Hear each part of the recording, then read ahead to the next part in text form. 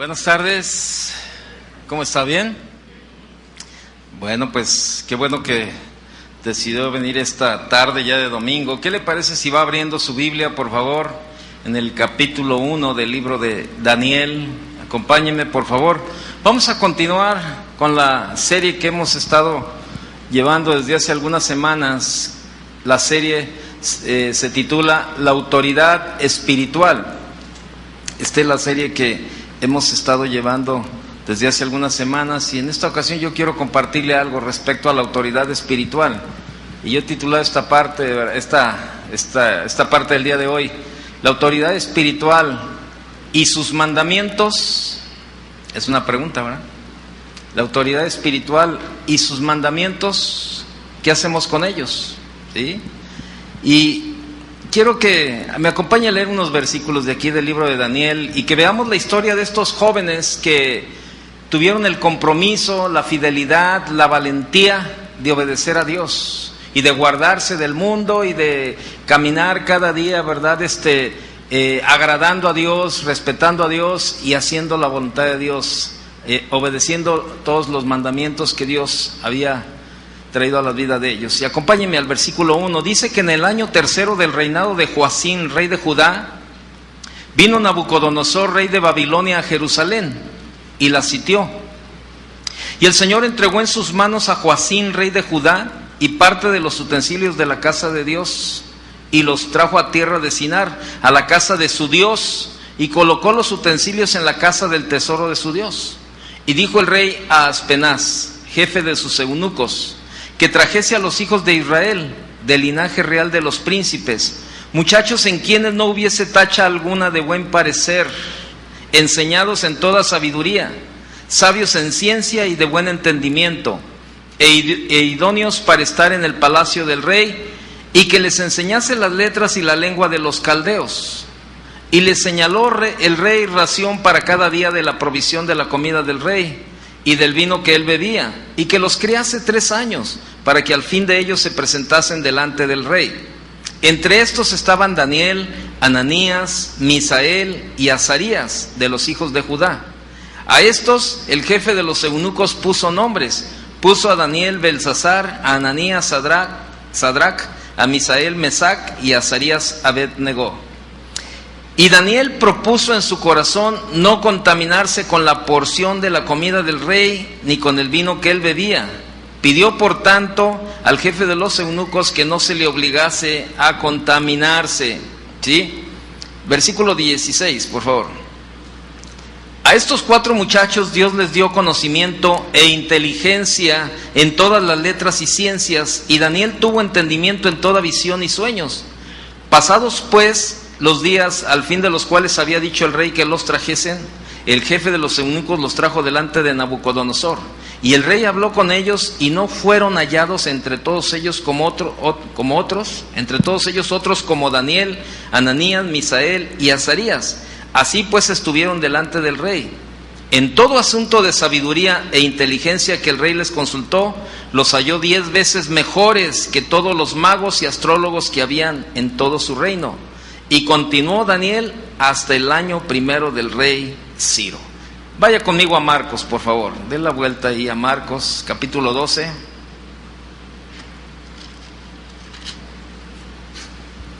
Marcos, capítulo 12, verso 30. Desde el 28, por favor. Acompáñame a leer Marcos 12, 28.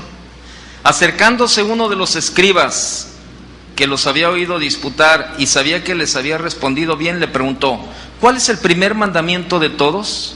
Jesús le respondió: el primer mandamiento de todos es: oye, Israel, el Señor nuestro Dios, el Señor uno es. Y amarás al Señor tu Dios con todo tu corazón y con toda tu alma y con toda tu mente y con todas tus fuerzas. Este es el principal mandamiento. Y el segundo es semejante: amarás a tu prójimo como a ti mismo. No hay otro mandamiento mayor que estos. Ok, vamos a leer hasta ahí. Déjeme decirle algo. Estamos viviendo tiempos bastante difíciles, la verdad. Y cuando ahorita vamos a ahondar un poco más en Babilonia, en el ambiente en el cual vivían estos jóvenes, ¿verdad?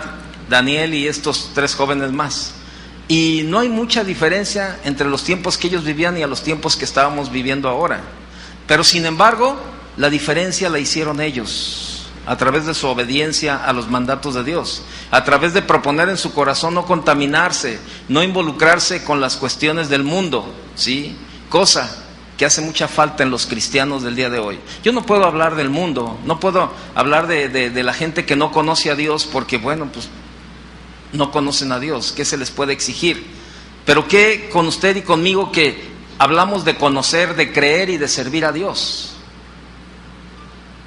Y que sin embargo nuestra manera de vivir todavía tiene mucho que desear del cristianismo que tanto predicamos, que tanto enseñamos, pero que poco vivimos. Y estos jóvenes decidieron en su corazón, ¿verdad? Vivir agradando a Dios. Y la autoridad es algo de importancia sin igual, ¿verdad? En todo el universo. No hay más que la sobrepase. Estoy hablando de la autoridad de Dios. Por consiguiente, es imperativo, ¿sí? Es una orden que todos los que nos llamamos cristianos y deseamos servir a Dios, conozcamos su autoridad. Ese es un grave problema en los tiempos de hoy, de verdad. Mucha gente no se sujeta, hablando de cristianos, no se sujetan a la autoridad espiritual porque no la conocen.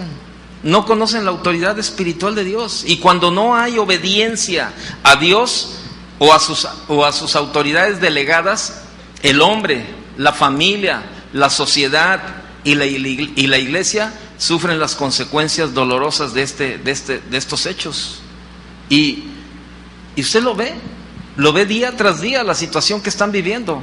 Yo les compartí en las otras reuniones que ahora en la semana, no sé si usted ve las noticias, a mí me gusta mucho ver las noticias, y veía la tasa de suicidios alrededor del mundo. Es impresionante los suicidios. Es impresionante las cifras que se manejan en México acerca de los suicidios. ¿Y sabe dónde es donde más está pegando esta estadística de suicidios? En los adolescentes. En los adolescentes.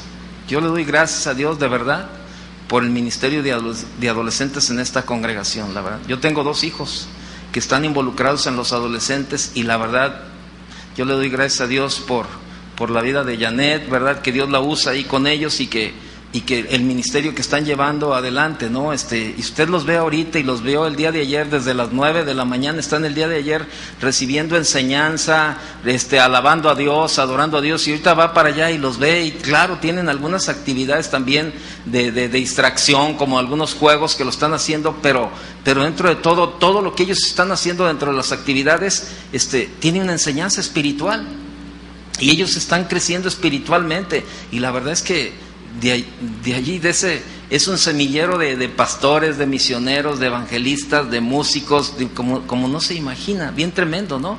Pero sabe, ha sido una labor importante también de parte de muchos padres, tener la responsabilidad de sembrar la palabra en sus casas, de llevar un matrimonio que edifique la vida de sus hijos también, y que los hijos tengan ese deseo y ese ánimo de venir a la iglesia. Pero yo sé que muchos de sus hijos, de algunos de los que están aquí, no quieren saber nada de la iglesia. Algunos no quieren saber nada de Dios por el testimonio que muchos padres como matrimonios están dando a sus hijos. Y esto es lo que también ha llevado a que las cifras el porcentaje de las estadísticas de los suicidios en los adolescentes se incremente. ¿Por qué? Porque los hijos ven los problemas y las situaciones del matrimonio de sus padres, y los hijos quieren resolver los problemas. Quieren resolver los problemas de alguna manera. Ellos se frustran al no poder resolver los problemas de sus padres, empieza la depresión y llega el momento en que toman la puerta falsa porque no le ven ninguna esperanza ni ninguna otra opción para arreglar los problemas. Es una situación difícil. Hace 3 días llego de aquí de la oficina a casa y me dice mi esposa: hubieras llegado unos minutos antes y hubieras escuchado una gritería impresionante. Tenemos una vecina, ¿verdad? Ella se casó hace tiempo y pues se separó, y entonces regresó a vivir con los papás esta vecina, y entonces el esposo o ex esposo, no sé qué sea, fue como que pues a ver ahí a su esposa y a sus hijos, pero como que la estaba maltratando porque ella le decía, eres un poco hombre, y no sé qué tantas cosas le gritaba, ¿verdad? Mi esposo oyó los gritos y pues salieron a ver qué era lo que estaba pasando.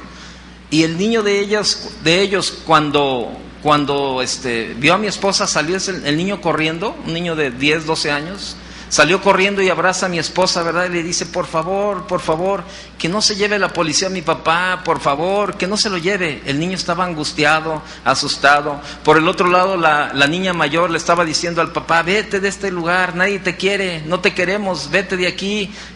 Y usted ve a estos dos niños, o sea, llevando las consecuencias de la desobediencia de los padres, no acatando los mandamientos de Dios, a vivir una vida diferente.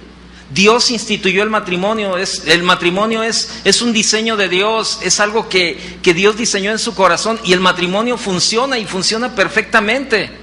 Pero ¿cuál es el problema? El problema es la desobediencia. El problema es la desobediencia de los padres, que no tienen el valor y el compromiso para obedecer a Dios,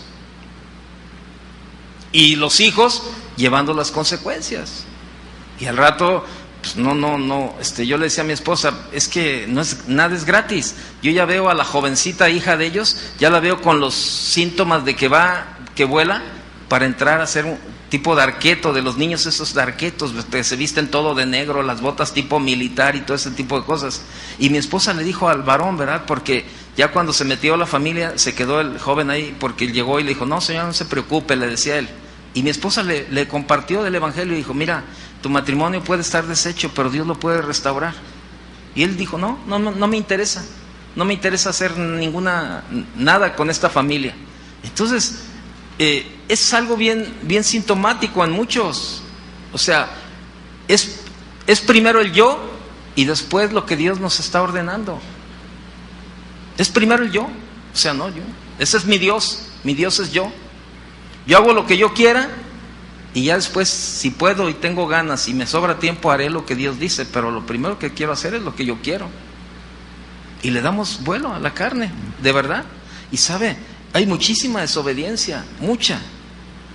La obediencia es hacer lo que Dios dice, como Él dice y en el momento que lo dice. Pero ¿qué es lo que Dios está demandando a nuestras vidas? A usted y a mí, que en esta mañana estamos escuchando la palabra de Dios. ¿Qué Dios nos está demandando a través de sus mandamientos? Yo no sé qué es lo que Dios esté demandando a su vida, ¿no? Pero sé lo que está demandando a la mía. Pero cada uno tenemos que darle una respuesta a Dios. Ahora, para actuar en esa obediencia, ¿qué es lo que implica? ¿Qué es lo que implica el tener que obedecer los mandatos de Dios? ¿Qué tengo que dejar? ¿Qué tengo que dejar de hacer? ¿Qué tengo que dejar de vivir o de actuar para realmente vivir en obediencia a Dios? Ahí es donde entra el problema, que nos cuesta trabajo darle la respuesta a Dios y no obedecerle. ¿Por qué? Porque estamos muy cómodos. Ese es un enemigo bastante fuerte en la vida del cristiano, la comodidad. La comodidad. Todo tranquilo, no sucede nada, puedo venir a la iglesia los domingos y tengo mi Biblia y bien suave, pero ¿qué si hubiera una persecución y comenzara ahora sí a definirnos los que realmente somos cristianos? Le puedo asegurar que habría muchos cambios en nuestra manera de agradar a Dios. Y vemos esta situación, ¿no? ¿Qué nos está demandando Dios? ¿Qué implica el que yo tenga que obedecer? ¿Qué tengo que dejar? Vemos ahí en Daniel, en el capítulo 1, ¿verdad?, cómo Jerusalén había sido destruida por Nabucodonosor y lo mejor de los jóvenes fueron llevados cautivos, dice en el versículo 3 y 4. Y una vez que estos jóvenes llegaron a Babilonia, pues se enfrentan con el problema que la comida era ofrecida a los ídolos, ¿verdad? Y yo veo algunos puntos muy importantes cuando hablamos de obediencia o desobediencia. Dentro de estas dos palabras de obediencia o desobediencia, bueno, está la cuestión del mandamiento, el desafío, el compromiso, la valentía, la confianza y las consecuencias en todo esto. Y cuando hablamos de mandamiento, el mandamiento consiste sencillamente en lo que hay que obedecer o lo que se va a desobedecer. Mire, se lo voy a poner más fácil. El mandamiento tiene dos opciones. Dios ha traído a nuestra vida un mandamiento. Por ejemplo, Dios nos dice a los esposos: maridos, amad a vuestras mujeres. ¿Sí o no? ¿Sí dice eso Dios a los varones, a los que estamos casados? Ok. Varón, tú y yo tenemos dos opciones: obedecer o desobedecer. ¿Sí? Amar o no amar. Obedezco o no obedezco. Así de sencillo. Así de sencillo es. Tienes dos opciones. Dios te da un mandamiento, tú tienes dos opciones. Tú decides. Una frase del papá de mi esposa, de mi suegro, ¿verdad? Que ahí se quedó grabada para siempre fue: el que decide, paga. Lo que tú decidas, está bien. Si decidiste bien, pues vas a tener bendición. Si decides mal, bueno, pues tú vas a tener otro tipo de consecuencias. Pero ¿qué decisión estás tomando? Ahora déjame decirte algo. Los mandamientos de Dios son para obedecer y para desobedecer, el que quiere. Pero realmente deberían de ser ¿para qué? ¿Para qué? Para obedecer. ¿Y por qué no lo hacemos? Ahora, quiero decirle algo. ¿Usted sabía que los mandamientos de Dios son claros? ¿Alguien tiene duda con algún mandamiento de Dios? Como por ejemplo, aquí hay varios hijos jóvenes. Dice en Efesios capítulo 6, verso 1 y verso 2. Hijos, obedecer a vuestros padres en el Señor, porque esto es justo. Versículo 2. Honra a tu padre y a tu madre, que es el primer mandamiento con promesa para que te vaya bien. Ok. Yo les pregunto a los jóvenes que todavía son hijos y están bajo la autoridad de sus padres: ¿hay alguna confusión con estos mandamientos? ¿Sí o no? ¿Algún soltero que me diga: ay, Martita, ¿tienes confusión con estos mandamientos de obedecer y de honrar a tus padres? ¿No? ¿Está claro? Está claro. Ok. Ahora a una esposa, dice la Biblia, Efesios capítulo 5, verso 22: mujeres, estad sujetas a sus maridos en todo. Ok. Mujeres, ¿tienen alguna duda con este mandamiento? ¿Está claro? ¿Y por qué no obedecen? ¿Por qué les cuesta trabajo? ¿Sabe? Es la carne, es la naturaleza caída del ser humano que nos cuesta trabajo someternos. Ahora yo le voy a preguntar a los varones y me pregunto a mí también: maridos, amad a vuestras mujeres así como Cristo amó a la iglesia. Varones, ¿nos queda claro el mandamiento, sí o no? ¿Sí o no? Híjole, si anotaran gol las Chivas estarían gritando, pero con toda la fuerza. Pero qué bueno que la piensen y que contesten, porque Dios la está tomando en cuenta. ¿Está claro el amar a nuestra esposa, sí o no? ¿Y por qué nos cuesta trabajo? Y es que yo sé que luego vienen los argumentos del ser humano: es que tú no la conoces, habías de conocerla, y mira, y que no sé qué. Y a veces vamos hasta con Dios y le decimos: Señor, es que tú no conoces a la esposa que me diste, ¿verdad? En primer lugar no te la dio y la conoces mejor que tú. Tú la escogiste. Y le decimos: Señor, es que tú no la conoces. Ah, no, pues preséntamela, hijo. Si la conoció cuando estaba en el vientre de su madre, no la va a conocer, la conoce mejor que tú y que su mamá y que su papá. El problema es ese: mientras tengamos argumentos para desobedecer, vamos a estar buscando justificarnos. Y yo creo que no tiene nada que ver las justificaciones. Yo te voy a decir algo: yo no creo que Dios vaya a aceptar nuestras justificaciones o nuestros argumentos el día que nos presentemos delante de Él y que no estemos viviendo una vida de acuerdo a sus mandamientos. Yo no creo que haya algún argumento válido. Ok, los mandamientos son para protegernos. Proverbios capítulo 7, verso 2. Yo te voy a demostrar que son para protegernos.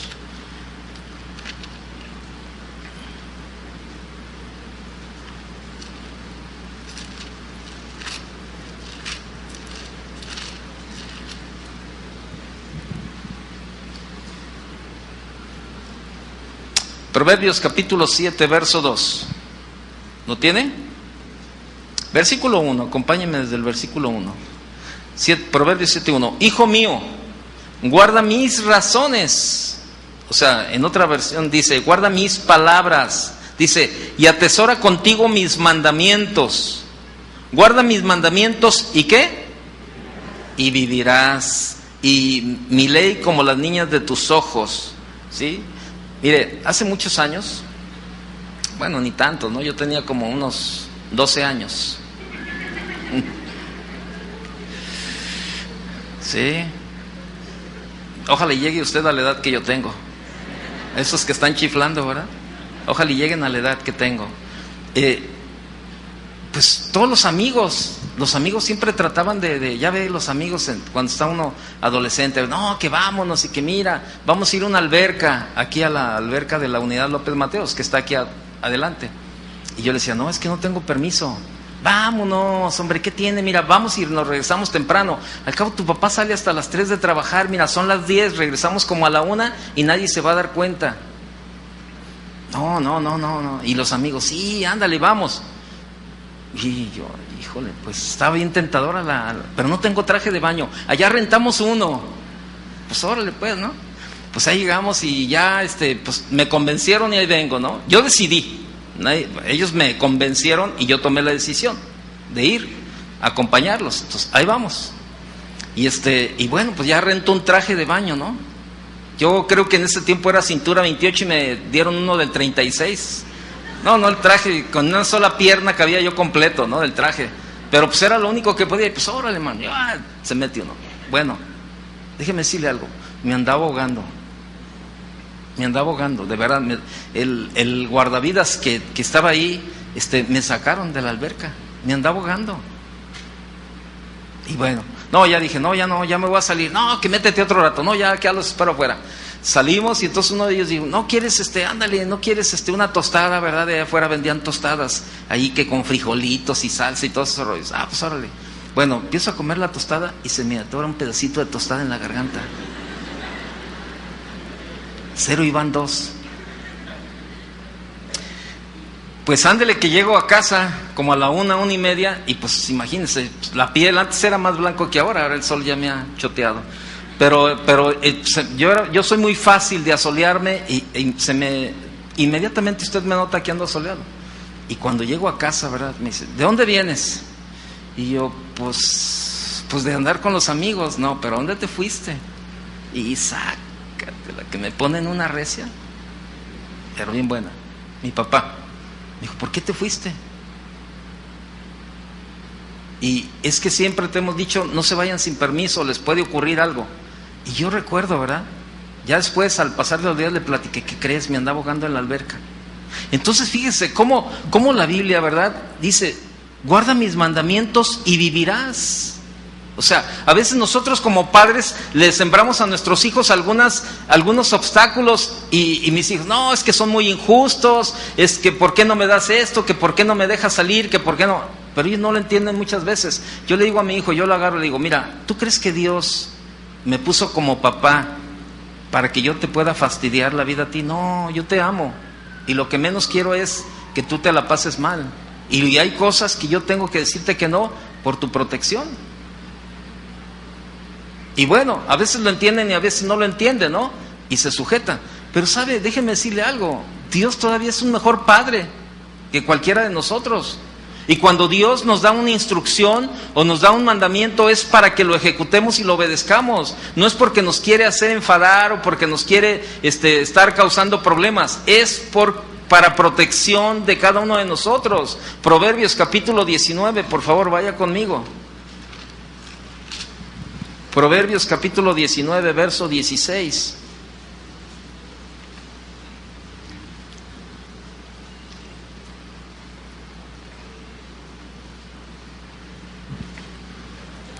Dice, el que guarda el mandamiento, guarda su alma, mas el que menosprecia sus caminos, ¿qué va a pasar?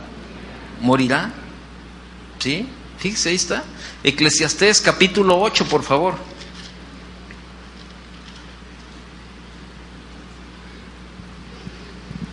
¿Ya lo tiene? Eclesiastés capítulo 8, verso 5, por favor. El que guarda el mandamiento no experimentará mal, y el corazón del sabio discierne el tiempo y el juicio. Además, déjenme decirle algo. Le voy a hacer una pregunta. ¿Cuántos de los que estamos aquí amamos a Dios? ¿Seguro? ¿No hay duda de que todos amamos a Dios?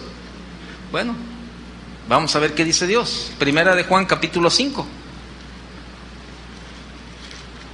Todos decimos que amamos a Dios. Bueno, ¿en dónde cree que en dónde cree usted que se nota que amamos a Dios? ¿En venir a la iglesia?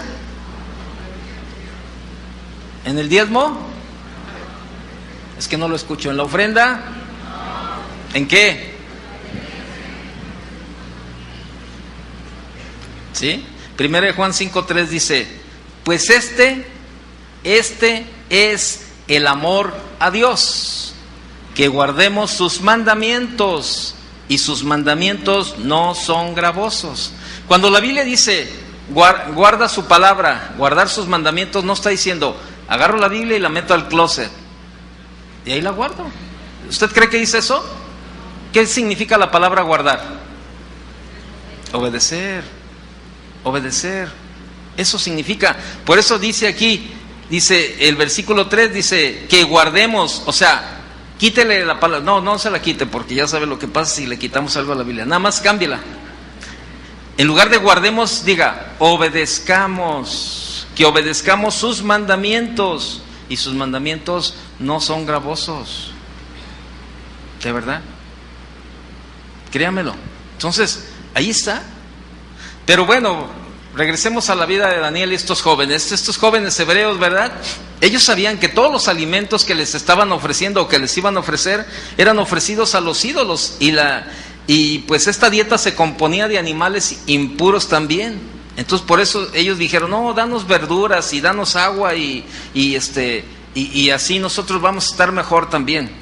¿Cuál era el mandamiento para estos jóvenes? Estos jóvenes tenían un mandamiento ya de parte de Dios: no contaminarse, mantenerse fieles, seguir con el compromiso de obedecer y de amar y de respetar a Dios. Entonces, si ellos comían y bebían de lo que le estaban ofreciendo, ellos deducían que había otro Dios. Estaban siendo desleales a Dios. Entonces, esta era una cultura extranjera y un ambiente de idolatría, ¿no? Entonces, totalmente con una absoluta negación de los valores bíblicos vivía toda esa gente en Babilonia. Negaban totalmente los valores bíblicos. Ahora déjeme decirle algo: usted y yo como cristianos todos los días tomamos decisiones que proceden de valores de la Biblia, todos los días. Pero hay creyentes, hay cristianos que las toman sobre valores que no proceden de la Biblia. O sea, hacen lo que quieren, no toman en cuenta a Dios. Entonces, ese es el problema. ¿Qué es lo que Dios quiere que usted haga? Hay mandamientos muy claros de parte de Dios que dicen lo que debemos de hacer. Y a veces la decisión a la pregunta no debe ser ¿es bueno o malo lo que estoy haciendo? Más bien debería ser ¿es sabio? ¿Realmente es lo que Dios quiere? Por eso vemos que cada día tenemos un desafío. Cada vez que somos confrontados a obedecer o desobedecer lo que es la clara enseñanza de la palabra de Dios, como robar, como mentir, como codiciar, como adulterar, o como hacer otras cosas que desagradan a Dios, siempre se plantea en nuestra vida la división de la lealtad a Dios. Déjeme decirle algo, la verdad, hace un tiempo, yo no sé cuántos años usted tiene de convertido, pero si recuerda y algún día usted hizo la oración de decirle: Señor, perdóname, Señor, me arrepiento de mis pecados. ¿Se acuerda de esa oración? Me arrepiento de mis pecados, Señor. Señor, te entrego mi vida. ¿Le dijo alguna vez eso usted a Dios? ¿Sí le entregó su vida o no? Te entrego mi vida, te reconozco como el Señor de mi vida. Ok, pero ¿sabe? Se nos olvidaron esas oraciones. Y el cristiano comienza a vivir en una deslealtad impresionante a Dios, con un pie en el mundo y un pie en el cristianismo. Y me gusta mucho el pasaje del profeta Elías. Vaya conmigo a Primera de Reyes, por favor. Primera de Reyes 18, capítulo 18.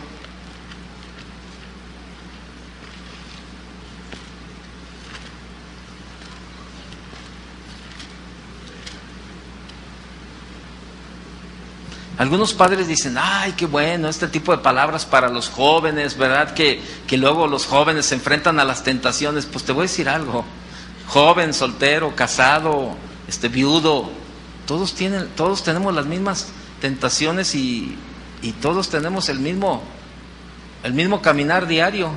Entonces la palabra de Dios es para todos. A veces nosotros se las acomodamos a la gente, ay, qué bueno que le hablaron a los solteros. No, pero ¿sabes qué? La palabra de Dios también es para los casados.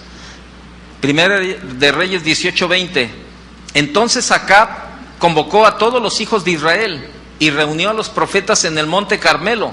Y acercándose Elías a todo el pueblo dijo, ¿hasta cuándo claudicaréis vosotros entre dos pensamientos? Fíjate, dice, ¿hasta cuándo claudicaréis vosotros entre dos pensamientos? Dice, en otra versión dice, ¿hasta cuándo van a seguir de indecisos? Si el Dios verdadero es el Señor, deben seguirlo, pero si es Baal, síganlo a él. Dice en otra versión, dice, si Jehová es Dios, seguidle, y si Baal, id en pos de él. Y el pueblo no respondió palabra. ¿Sabe? Así viven muchos cristianos. Están confusos en cuanto a su Dios, porque no lo conocen. Elías conocía perfectamente a Dios. Tan conocía perfectamente a Dios Elías que les lanza un reto a todos estos profetas que andaban ahí, ¿verdad? Y le dice, ¿saben qué? Vamos a hacer algo. Hay 2 toros, escojan uno y ofrezcámoselo al Señor, y Dios, el Dios que mande fuego, es el Dios al que vamos a seguir. Y dice que los profetas de Baal cortaron el toro, lo hicieron pedazos ahí, lo pusieron también la leña y lo acomodaron todo y comenzaron a hablarle a su Dios, ¿verdad? A Baal. Y manda el fuego y consume, ¿verdad? Y esto y lo otro, pero no pasaba nada. Y todavía el profeta se da el lujo de burlarse de ellos y decirles, ¿verdad? Grítenle más recio, porque a lo mejor su Dios está dormido y no responde. O a lo mejor anda de viaje o salió a algún lado, grítenle más fuerte. Él se estaba burlando de ellos, irónicamente, ¿verdad? Les decía, porque él sabía del Dios que estaban hablando. Él conocía a su Dios. Pasó el tiempo y no sucedió nada con esos profetas, y entonces él comienza, ¿verdad?, a preparar el toro y la leña y todo eso, y le dice a los que estaban con él, vayan y traigan, llenen las tinajas de agua. Y dice que comenzaron a cavar una zanja alrededor de donde iban a hacer la fogata, y esa zanja era una zanja como para 12 litros de agua. Y les dice, llenen las tinajas y mojen la leña y mojen al toro y llenen la zanja de agua. Y lo hicieron una vez, lo hicieron 2 y lo hicieron 3 veces. Estaba todo mojado y todo lleno de agua. El profeta comienza a orar y comienza a hablarle, Dios de Abraham, Dios de Isaac, y comienza a pedirle, Señor, muéstrate, Señor, que ellos sepan quién es Dios. Y que derrame el fuego el Señor y consume todo. Dice que consumió la leña, la carne, y el agua que estaba en la zanja se vaporizó del mismo fuego. Y fueron tras los profetas de Baal y ahí mismo los mataron. Y déjame decirte algo, tú y yo hemos tenido una experiencia personal con el Dios vivo, y sin embargo ha habido deslealtades hacia Él. Y ha habido deslealtad de tal manera que hemos dejado a Dios de un lado y hemos seguido a otros dioses, entre ellos el Dios yo. Hacer lo que yo quiero, no lo que Dios quiere. Hemos tenido experiencias donde Dios ha sido nuestro respaldo, donde Dios es el que nos ha levantado. ¿Cuántas veces vemos, verdad, que alguien está enfermo y luego oramos y Dios hace el milagro y todo eso? Y Dios se manifiesta en la vida de mucha gente, y sin embargo, muchos se mantienen desleales a Dios en su caminar. No hay un compromiso con Dios. no hay un acatar los mandamientos de Dios y mucho menos obedecer. No aceptamos el desafío que Dios nos pone de cada día caminar en obediencia a Él. Y nuestra lealtad a Dios está de por medio. Ese es el desafío diario, nuestra lealtad a Él, diario. Tenemos que tomar esa opción, obedezco o desobedezco. Y muchas veces no hay la obediencia, no hay tomar el desafío porque no hay un compromiso. Y la obediencia es más que una actitud, es acción y es compromiso. Daniel, volviendo a Daniel analizó todo y decidido estaba a obedecer. Dice el versículo 8 de Daniel en el capítulo 1, dice, y Daniel propuso en su corazón ¿qué? No contaminarse. Y no está hablando aquí de una infección, de un virus. ¿Estamos de acuerdo? Está hablando del pecado. Está hablando de desobedecer a Dios. Eso es de lo que está hablando. Y sabes, es bien tremendo cuando tú te pones a estudiar la vida de Daniel y comienzas a reflexionar, ¿verdad?, en los hombres del ayer. Pues nos preguntamos, ¿qué fue lo que les ayudó a estos a ser hombres fieles a Dios? Cuando tú ves la vida de Daniel y ves la fidelidad y el compromiso de Daniel, la valentía, vemos todo esto, o sea, acatando los mandamientos, obedeciendo, ¿verdad? Siendo valiente, comprometido con Dios, aceptando el desafío cada día de obedecer a Dios. Cuando vemos la vida de estos hombres, preguntamos, ¿verdad?, ¿qué les ayudó a estos hombres a ser fieles a Dios? A pesar de las circunstancias. Cuando estudiamos la vida de Daniel, encontramos a un hombre que fue fiel en medio de un mundo infiel. ¿Cómo está la situación en este mundo? El mundo es infiel, pero tú y yo tenemos que hacer la diferencia para ser fieles en un mundo infiel. Daniel fue llevado a Babilonia en el año 607. Cuando Daniel fue llevado, aproximadamente era un joven de 17 años. Esa era la edad que tenía Daniel, 17 años. Un adolescente. ¿Cómo era Babilonia? Babilonia era una de las ciudades más avanzadas y evolucionadas de aquella época. Sobresalía en Babilonia su arquitectura, sus jardines colgantes. Babilonia se caracterizaba por su inmoralidad. Era dada a la idolatría. Era entregada al ocultismo esta ciudad. Era una ciudad sanguinaria. No estoy hablando de Tamaulipas, ni de Jalisco, estoy hablando de Babilonia. ¿Cómo se vive en estos tiempos?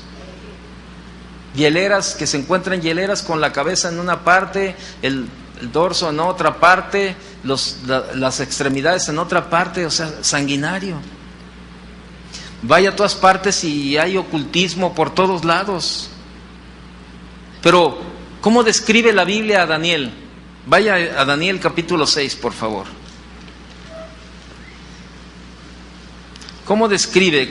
¿Qué dice la Biblia acerca de Daniel, a pesar de vivir en una ciudad como esta, en Babilonia? En el versículo 1 del capítulo 6, por favor. Pareció bien a Darío constituir sobre el reino 120 sátrapas que gobernasen en todo el reino, y sobre ellos 3 gobernadores, de los cuales Daniel era uno, a quienes estos sátrapas diesen cuenta, para que el reino fuese perjudicado. Pero Daniel mismo era superior a estos sátrapas y gobernadores, porque había en él un espíritu superior, y el rey pensó en ponerlo sobre todo el reino. Entonces los gobernadores y sátrapas buscaban ocasión para acusar a Daniel en lo relacionado al reino, mas no podían hallar ocasión alguna o falta, porque él era fiel, y ningún vicio ni falta fue hallado en él. Ningún vicio ni ninguna falta fue hallado en él. ¿Cómo describe la Biblia a Daniel? Como un hombre fiel. Y sí, tiene que ver mucho con los jóvenes. Yo sé que aquí hay muchos jóvenes que están en las escuelas y que la gente a tu alrededor te está incitando y te está invitando y hacer todo esto. a beber, a fumar, a drogarte, a tener sexo antes del matrimonio, a hacer tantas cosas. Pero cada vez, tú joven o jovencita que estás aquí, cada vez que te llegue una invitación a hacer cualquiera de estas cosas que tú sabes que ofenden y desagradan a Dios, solamente recuerda lo que Dios hizo en la vida de Daniel. Dios le ayudó, Dios le respaldó, y Daniel fue hallado superior a cualquiera. Y no se le halló falta ni vicio alguno. Ahora, entonces, ¿podemos vivir una vida de fidelidad, sí o no? Sí. ¿Pero qué es la fidelidad? ¿Ha pensado qué es la fidelidad y cómo se refleja? Pues yo le voy a dar 3 puntos de la fidelidad. Uno es exactitud en cumplir con los compromisos. Exactitud en cumplir con los compromisos. Ok. Ser constante en lo que se emprende. Esa es otra parte. Ser constante en lo que se emprende. Y por último, no fallar en lo que hemos prometido. Eso es ser fiel. Eso es fidelidad. Ok. Exactitud en cumplir con los compromisos. Cuando uno va y se casa, dice, ¿hasta cuándo? ¿Hasta cuándo vamos a estar juntos? Y pasan 50 y pasan 60 años, ¿verdad? Y ahí están juntos y se muere uno de los dos. Y dicen, ¿sabes qué? Ahí ves reflejada la fidelidad, hasta que la muerte los separó. Ser constante en lo que se emprende. Ser constante. No fallar en lo que hemos prometido. Eso es la fidelidad. Ok. ¿Qué le prometimos a Dios cuando nos convertimos? Señor, tú eres mi Señor.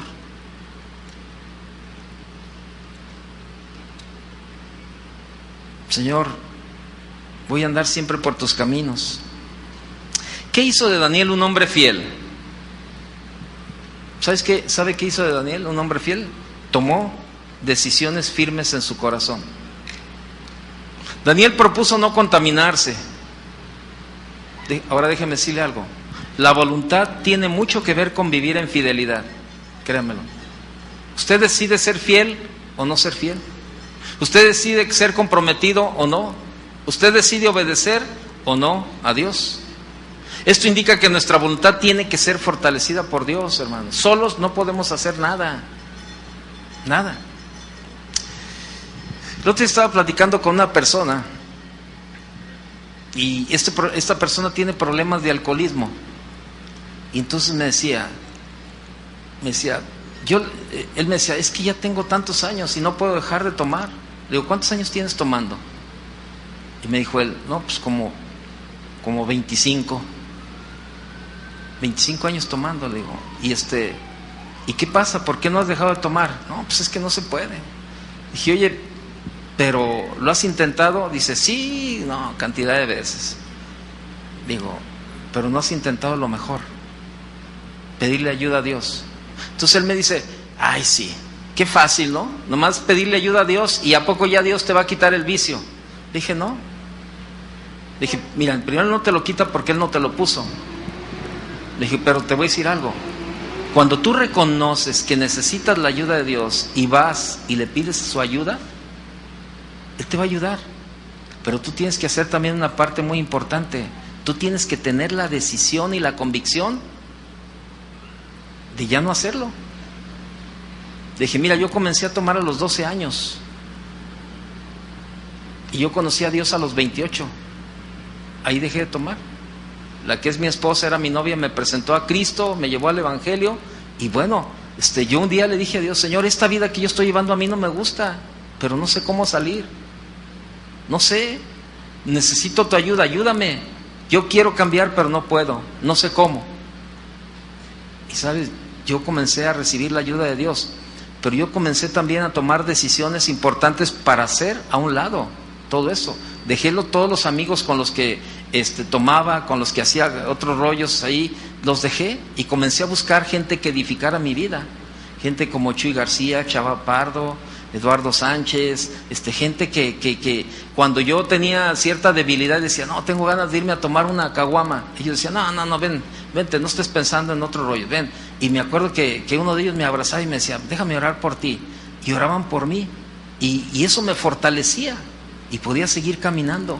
Mientras yo tenía escasos meses de convertido y eso me fortalecía. Casi me llevaban de la mano. Después, bueno, yo comencé a caminar solo, ¿verdad?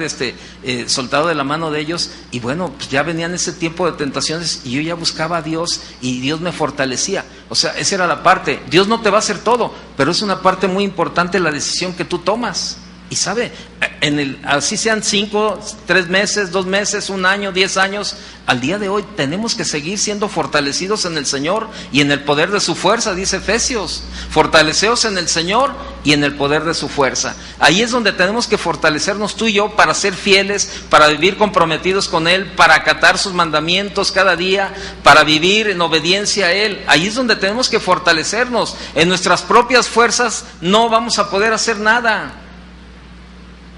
De verdad, no puedes hacer nada. Mira, para amar a tu esposa, para amar a tus hijos, déjame decirte algo, que como varones no somos tan buenas gentes. No somos tan buenos seres humanos como esposos, como esposas, como hijos. No somos tan buenos seres humanos. Por eso necesitamos a Dios, necesitamos la sabiduría de Dios, necesitamos la fortaleza de Dios, necesitamos la ayuda de Dios, necesitamos conocer el amor de Dios para que nosotros podamos transmitir el amor de Dios a los demás. Pero si no conocemos a Dios y no amamos a Dios y vivimos en nuestras propias fuerzas, ¿qué le vamos a dar a todos los demás? Lo que traemos, de lo que estamos llenos, de lo que estamos llenos. Por eso necesitamos ir a la fuente todos los días, a llenarnos y que realmente en esa fuente tú y yo tengamos esa capacidad de llenarnos de su amor para amar a nuestra esposa, a nuestros hijos y a la gente que nos rodea. Ese era el mandamiento también: ama a tu prójimo como a ti mismo. Cuando vamos a esa fuente también tenemos la capacidad, ¿verdad?, de tomar la decisión y proponernos y comprometernos, decir, amar a Dios sobre todas las cosas. ¿Sobre cuántas cosas? Sobre todas. Pero necesitamos la ayuda de Dios. O sea, no podemos caminar solos. Y vemos ahí en estos hombres, ¿verdad?, que ahorita vamos a ver dónde se fortalecía Daniel. Entonces la voluntad tiene que ver mucho con la fidelidad. Daniel no se conformó a Babilonia. ¿Qué dice Romanos 12:2? Ve por favor Romanos 12:2. Daniel no se conformó el estar ahí en Babilonia. Dijo, bueno, pues ya estoy aquí, pues ya ni modo. Pues ya que, pues ni modo. Dicen los dichos mexicanos. Yo creo que Daniel pensaba en los dichos mexicanos, ¿verdad? No, lo estoy inventando yo. Dice, los dichos mexicanos: a la tierra que fuereis, ¿qué? Mire qué bien sabe los dichos y los versículos también, me imagino. No, hombre, pero si los mexicanos somos bien dados para aprendernos todos los dichos. A mí pregúntenme dichos y le digo como 200 dichos mexicanos, pero pregúntenme versículos y nada más me sé 2. No se crea. El dicho mexicano: a la tierra que fuereis, haced lo que viereis, dice el dicho mexicano, ¿verdad? Pero ¿sabe qué? Daniel no entró en esos rollos. Daniel hizo a un lado los dichos y se puso a la voluntad de Dios. Vea lo que dice Romanos 12:2. No os conforméis a este siglo, sino transformaos por medio de la renovación de vuestro entendimiento, para que comprobéis cuál sea la buena voluntad de Dios, agradable y perfecta. Se lo voy a decir parafraseado en la versión de Dios habla hoy. La versión de Dios habla hoy, en ese versículo dice: cambia tu manera de pensar para que cambie tu manera de vivir y conozcas cuál es la buena, la agradable y la perfecta voluntad de Dios para tu vida. O sea, ahora yo le pregunto, ¿más claro? Si no cambiamos el pensamiento, es muy difícil que cambie nuestra manera de vivir. De verdad, créamelo. Dice 1 Juan 2:15, no lo busque, dice: no améis las cosas del mundo. ¿Sabe qué? Eso también hizo que Daniel no se contaminara. Es necesario romper con el patrón del mundo. Ahora, yo le pregunto, y seamos sinceros, ¿Es difícil romper con el patrón del mundo, sí o no? Sí, seamos honestos. Pero ahora la otra pregunta, ¿es imposible? Ahí es donde tiene que cambiar nuestro pensamiento. Si decimos, no, es que es bien difícil, la verdad, todos mis amigos en el trabajo toman y fuman y todos tienen otra mujer aparte, es que es bien difícil, y luego dicen que si me gusta la coca hervida, o que si esto, que si lo otro, que si aquello, o sea, que si ando así, no, o sea, es bien difícil, y por eso a veces tengo que ceder para que no me estén dando guerra, para que no me estén dando lata, y yo tengo que ceder. No, espérame. Dice, es difícil, es muy difícil. Pues sí, es que mientras no cambies tu pensamiento va a ser muy difícil. Cuando tú te des cuenta que cambiando tu pensamiento va a cambiar tu manera de vivir, dices, ¿sabes qué? Es bien difícil, pero yo no estoy para agradarlos a ellos, yo estoy para agradar a Dios. O sea, es mejor agradar a Dios antes que a los hombres, dice su palabra, y yo lo voy a hacer. Sí, te van a hacer malas caras y te van a decir que esto y que el otro y que aquello, ¿pero qué? Yo te pregunto, ¿de quién prefieres el regaño? ¿De ellos o de Dios? ¿De Dios? Si es de Dios es porque los vas a agradar a ellos. O sea, ¿quién quieres que te llame la atención? ¿Tus amigos o Dios? Pues yo prefiero los amigos, que me digan hasta de lo que no. Pero cuando vaya delante de Dios, que mi vida sea agradable a Dios. Y si el Señor, he cumplido, Señor. No me interesó dejar todo eso. No me interesó el patrón del mundo, Señor, por agradarte a ti. Ahora, es difícil, sí, pero no imposible. Precisamente por eso necesitamos meternos a buscar a Dios cada día. Segunda de Timoteo 1:7, por favor. Segunda de Timoteo, por favor.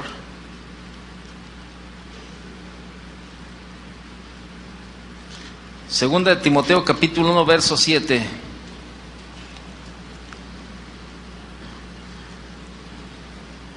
¿Lo tiene? Dice, porque no, fíjese, porque no, porque no, grábeselo bien. Porque no nos ha dado Dios espíritu de cobardía, sino de poder, de amor y de dominio propio. ¿Cómo ve? Esto es lo que Dios no nos dio un espíritu de cobardía, sino de poder. Entonces, podemos, de amor y de dominio propio. Ahí está. Regrese a Daniel capítulo 6 y vean dónde se fortalecía Daniel.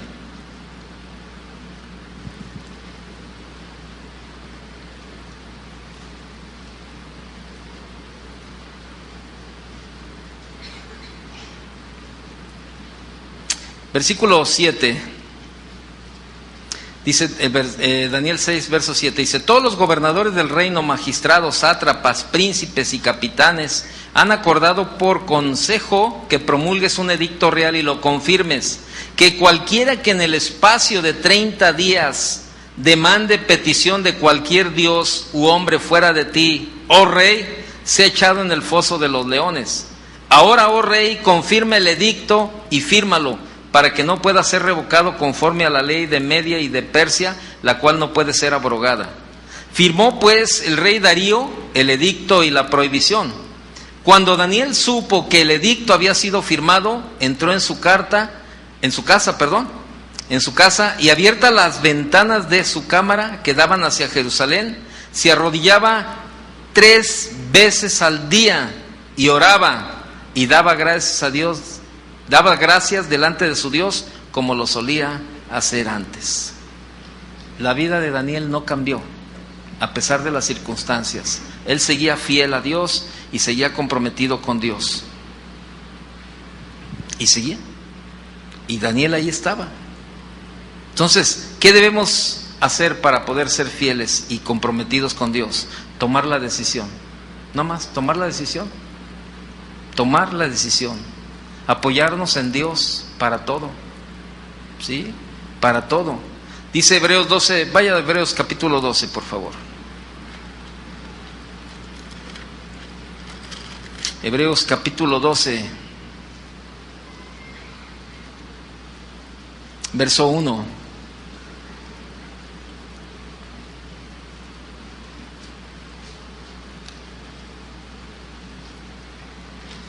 Por tanto, nosotros también, Hebreos 12:1, por tanto nosotros también, teniendo en derredor nuestro tan grande nube de testigos, despojémonos de todo peso y del pecado que nos asedia, y corramos con paciencia la carrera que tenemos por delante, puestos los ojos en Jesús, el autor y consumador de la fe, el cual por el gozo puesto delante de él sufrió la cruz, menospreciando el oprobio, y se sentó a la diestra del trono de Dios. Fíjese, dice, despojándonos de todo peso y del pecado. ¿Se fija cómo separa esta parte, este versículo separa el peso y el pecado?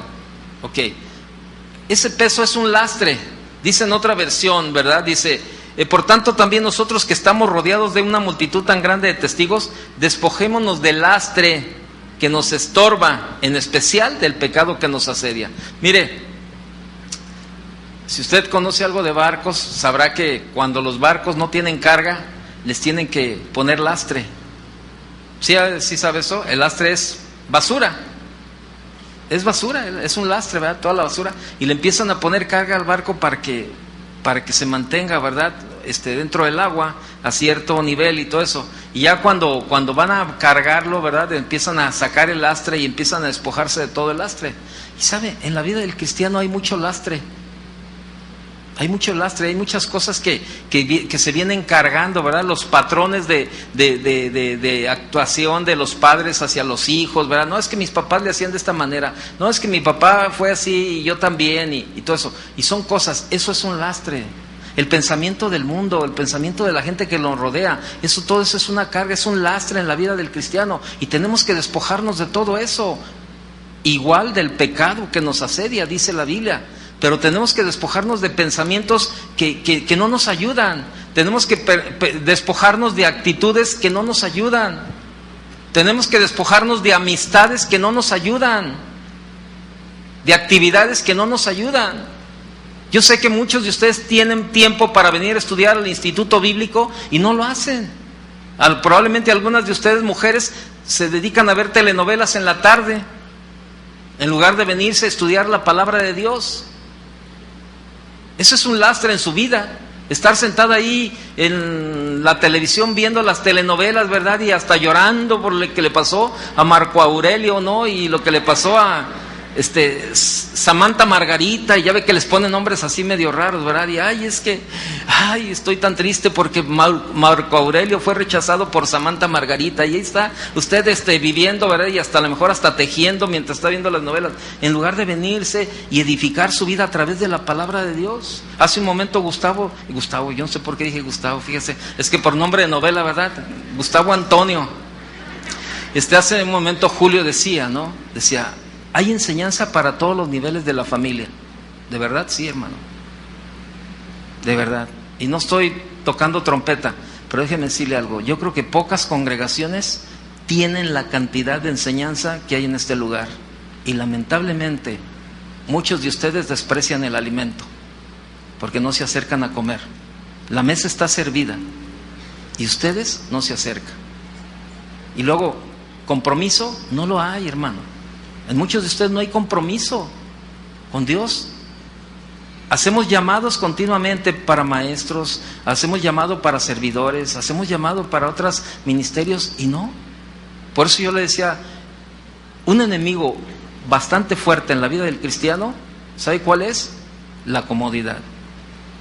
Hijo, la comodidad impresionantemente es un enemigo en la vida del cristiano. Están tan cómodos los cristianos, ya no le sufren, ya no le batallan, pero no queremos dar de nuestra vida, no queremos dar de nuestro tiempo, y no hay un compromiso con Dios, no hay una fidelidad, de verdad, no hay una fidelidad. ¿Sabe? Mis respetos, la verdad, pero ¿sabe? Yo vuelvo a repetirle, le doy gracias a Dios. Anoche terminamos de cenar con los adolescentes ya casi, ¿verdad? Se estaban yendo, se fueron los que se tenían que ir a las 9:30, que vinieron por ellos, pero todo el equipo que se quedó de trabajo, hay un nuevo equipo, ese equipo se le llama el diaconeo, son puras jovencitas, así unas pirruñitas de 12 años que apenas pueden la escoba y apenas pueden hacer algo, y sabe, hombre, mire, más tarde que temprano, barrieron, trapearon, arreglaron y dejaron el salón como si no hubiera pasado nada, porque tiraron tacos y pozole y tostadas y de todo había tirado ahí, pero sabe, era una actividad impresionante, ¿no? Y con un amor y con una, o sea, híjole, qué tremendo, mano. Ojalá y también así sean los padres,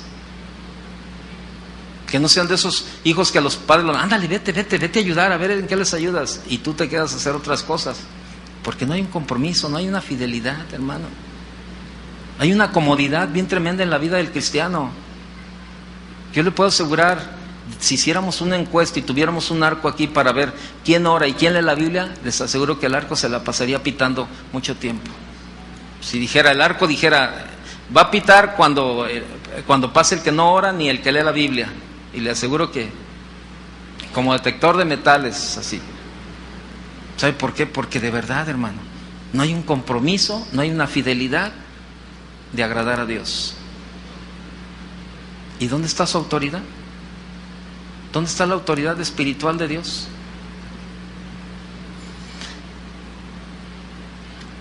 Necesitamos de verdad, hermano, involucrarnos, necesitamos comprometernos con Dios. Si realmente decimos que Él es el Señor de nuestra vida, pues tenemos que vivirlo. Tenemos que vivirlo. Necesitamos ser valientes, comprometidos y fieles a Dios. Termino. Que yo sé que están orando porque termine algunos, para que ya me baje, ya que se calle este compa, man, y que ya nos deje ir. Pues termino y me falta otra media hora. No, ya estamos terminando. Hay consecuencias. En cualquiera de las dos opciones que usted decida, hay consecuencias. Si usted decide obedecer, hay consecuencias. Si usted decide desobedecer, hay consecuencias. La Biblia dice en Gálatas capítulo 6, verso 7, ¿verdad? Que cosechamos todo lo que sembramos. Entonces, cuando estamos de verdad sembrando bien, pues vamos a cosechar bien. Y esa es una ley muy natural. Usted siembra frijol, ¿qué es lo que va a cosechar? Frijol. Si usted siembra jitomate, no va a cosechar papas, ¿verdad? O sea, lo que se siembra es lo que se cosecha, ¿no? Y sabe, es tiempo de darle la respuesta a Dios. Termino con este versículo, por favor, en el Salmo 119.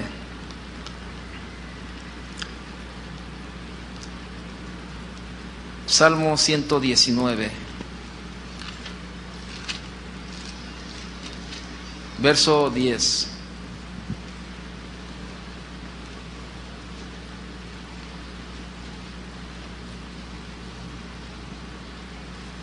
¿Sí? ¿Lo tiene?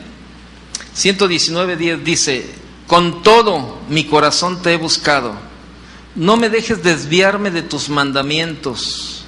En mi corazón he guardado tus dichos para no pecar contra ti. Cierre sus ojos.